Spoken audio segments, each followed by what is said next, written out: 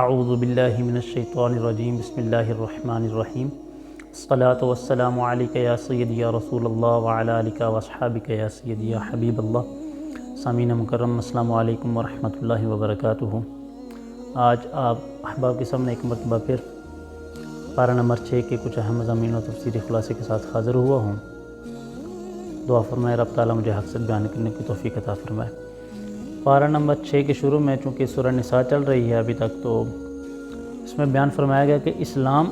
جو ہے برائی کی تشہیر کو پسند نہیں فرماتا، مگر مظلوم کو دادرسی کے لیے ظالم کے خلاف آواز بلند کرنے کی اجازت دی گئی ہے۔ آیت نمبر 150 میں بتایا گیا کہ جو لوگ ایمان لانے میں اللہ اور اس کے رسول کے درمیان فرق کریں، یا بعض رسولوں پر ایمان لائیں اور بعض کا انکار کریں، یا ایمان اور کفر کے مابین کوئی درمیانی راستہ تلاش کرے، تو یہ سب لوگ پکے کافر ہیں۔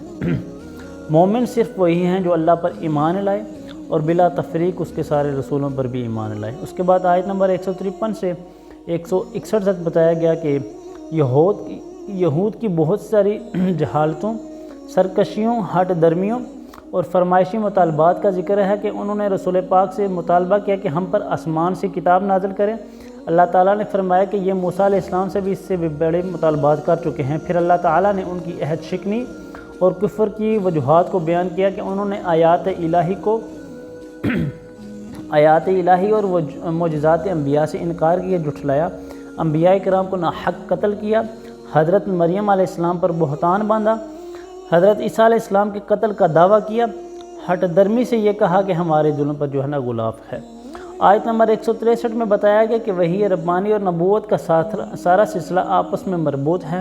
حضرت نوح اور ان کے بعد انبیاء کرام علیہم السلام اور حضرت ابراہیم تا حضرت عیسیٰ متعدد انبیاء کرام علیہ السلام کا ذکر فرمایا، اور مزید فرمایا کہ کچھ رسولوں کے نام اور حالات بھی ہم نے آپ پر بیان کیے ہیں، اور ایسے ہی رسولوں کے نام بھی جن کے واقعات میں قرآن میں بیان نہیں ہوئے ہیں۔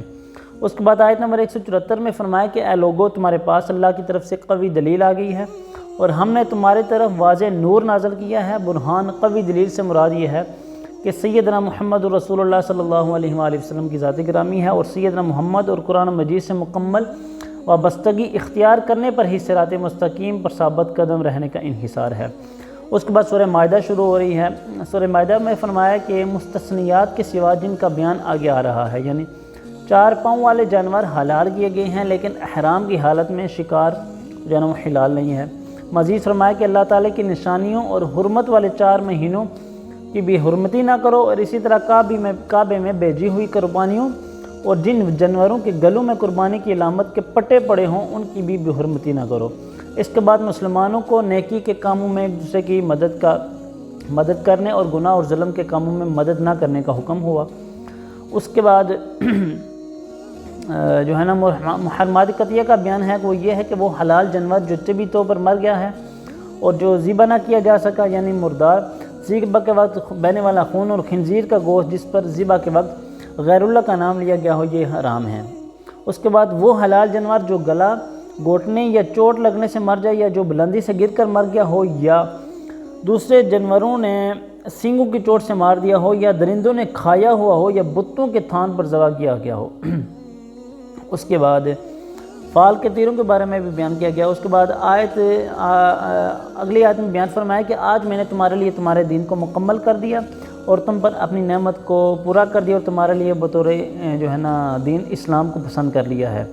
اس کے بعد آیت نمبر 17 میں اللہ تعالیٰ نے مسیح ابن مریم کو الہ قرار دینے والوں کو کافر کا، اور فرمایا کہ بفرض مہار اللہ مسیح ابن مریم اور ان کی ماں کو ہلاک کرنا چاہے تو سارے زمین والے مل کر بھی ان کو بچا نہیں سکتے۔ پھر یہود و نصارہ کی اس خوش فہمی اور ذہن باطل کا رد فرمایا کہ وہ اللہ کے بیٹے اور اس کے محبوب ہیں۔ فرمایا کہ تم بھی منجملہ انسانوں میں سے ہو۔ اہل کے کتاب کو مخاطب کر کے فرمایا کہ انبیاء کی بعثت کے بعد انقطاع نبوت کا دور آیا، اور پھر ہم نے اپنے رسول عظیم کو مبعوث فرمایا تاکہ تم یہ نہ کہہ سکو کہ ہمارے پاس کوئی بشیر و نذیر نہیں آیا۔ اور اس کے بعد آیت 27 سے 31 میں آدم علیہ السلام کے 2 بیٹوں کا واقعہ بیان ہوا ہے کہ دونوں نے اللہ کی بارگاہ میں قربانی پیش کی، ایک کی قربانی قبول ہو گئی، دوسرے کی رد ہو گئی۔ اس زمانے کے شریعتوں میں قربانی کی قبولیت کی علامت یہ تھی کہ آسمان سے آگ آتی اور اس سے جلا ڈال دی۔ قابیل جس کی قربانی رد ہو گئی، اس نے غصے میں اپنے بھائی حابیل کو قتل کر دیا۔ پھر اللہ تعالیٰ نے ارشاد فرمایا کہ اسی وجہ سے ہم نے بنی اسرائیل پر لکھ دیا کہ جس شخص نے جان کے بدلے بغیر یعنی قصاص کے بغیر یا زمین میں فساد جرم کے بغیر کسی انسانی جان کو قتل کیا تو گویا اس نے تمام انسانیت کو قتل کیا، اور جس نے کسی بے قصور شخص کی جان کو بچایا تو گویا اس نے تمام انسانیت کی جان کو بچایا۔ اس کے بعد آیت نمبر 35 میں اہل ایمان کو تقوی اختیار کرنے اور اللہ کی بارگاہ میں نجات کا وسیلہ تلاش کرنے کا حکم دیا گیا۔ 36 میں فرمایا کہ کوئی شخص ساری ضروری زمین کا مالک ہو جائے اور اتنی ہی دولت سے اور مل جائے اور وہ یہ سب کچھ اپنی جان کے فدیے کے طور پر دے دے تو پھر بھی قیامت کے دن کافر کی نجات ممکن نہیں ہے۔ اس کے بعد آیت نمبر 38 میں چوری کرنے والے مرد اور عورت کے لیے ہاتھ کاٹنے کی سزا کا حکم ہے۔ آگے آیت نمبر 40 میں زمین اور آسمان کی بادشاہی اور عذاب دینے اور معاف کرنے کی قدرت رب العالمین کا خاصہ ہے، وہ بیان فرمایا۔ اللہ تعالیٰ نے رسول کریم صلی اللہ علیہ وسلم کو فرمایا کہ اگر وہ آپ کے پاس کوئی مقدمہ لے کر آئیں تو آپ کو اختیار ہے کہ کوئی فیصلہ کریں یا نہ کریں، لیکن اگر آپ کوئی فیصلہ کرنا ہے تو وہی فیصلہ کریں جو انصاف پر مبنی ہو۔ آیت نمبر 44 سے 47 میں بالترتیب بیان فرمایا کہ اللہ تعالیٰ کے نازل کیے ہوئے احکام کے موافق فیصلہ نہ کریں وہ کافر ہیں، جو اللہ تعالیٰ کے نازل کیے ہوئے احکام کے موافق فیصلہ نہ کریں وہ کافر ہیں، ظالم ہیں اور فاسق ہیں۔ اس کے بعد آیت نمبر 45 میں قانون قصاص کو بیان فرمایا۔ آیت نمبر 49-50 میں بتایا کہ اللہ تعالیٰ نے ہر امت کے لیے ایک شریعت اور واضح رائے عمل مقرر کیا ہے، اور اگر اللہ کی مشیت ہوتی تو سب کو ایک امت اجابت بنا دیتا، لیکن اس نے اپنے بندوں کو اختیار دیا ہے کہ وہ حق یا باطل جس راہ پر عمل کرنا چاہیں اس کو اختیار کریں۔ اس کے بعد آیت نمبر 51 میں بتایا کہ یہود اور نصارہ کو اپنا دوست نہ بناؤ، مسلمانوں کے مقابلے میں ایک دوسرے کے حامی اور دوست بن جاؤ، لہٰذا جو ان کی دوستی اختیار کرے گا وہ انہی میں سے ہوگا۔ اس کے بعد آیت نمبر 57 میں بتایا کہ اہل کتاب میں سے دین کو مذاق بنانے والوں اور کافروں کو دوست نہ بنانا۔ آیت نمبر 60 میں اللہ تعالیٰ نے بیان فرمایا کہ بدترین سزا ان لوگوں کی ہے جن پر اللہ تعالیٰ نے لعنت فرمائی، ان پر غضب فرمایا اور انہوں نے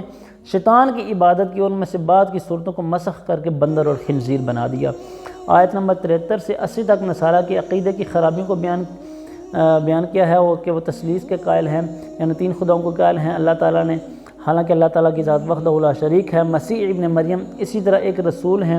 جس طرح ان سے پہلے رسول گزر چکے ہیں اور ان کی ماں صدیقہ ہے۔ یہ تھے